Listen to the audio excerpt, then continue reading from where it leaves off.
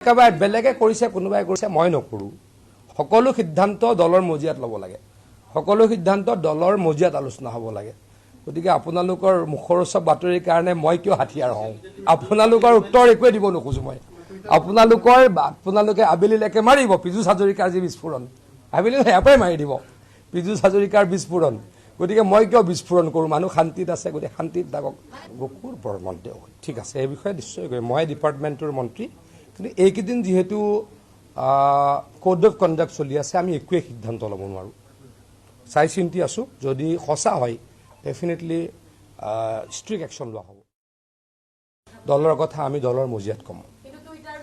মই দলৰ মজিয়াত ক'ম কেতিয়াবা কিবা থাকে মই একেবাৰে বেলেগে কৰিছে কোনোবাই কৰিছে মই নকৰোঁ সকলো সিদ্ধান্ত দলৰ মজিয়াত ল'ব লাগে সকলো সিদ্ধান্ত দলৰ মজিয়াত আলোচনা হ'ব লাগে গতিকে আপোনালোকৰ মুখৰচব বাতৰিৰ কাৰণে মই কিয় হাতিয়াৰ হওঁ আপোনালোকৰ উত্তৰ একোৱে দিব নোখোজো মই আপোনালোকে আবেলিলৈকে মাৰিব পিজু হাজৰিকাৰ যি বিস্ফোৰণ আবেলি এপাই মাৰি দিব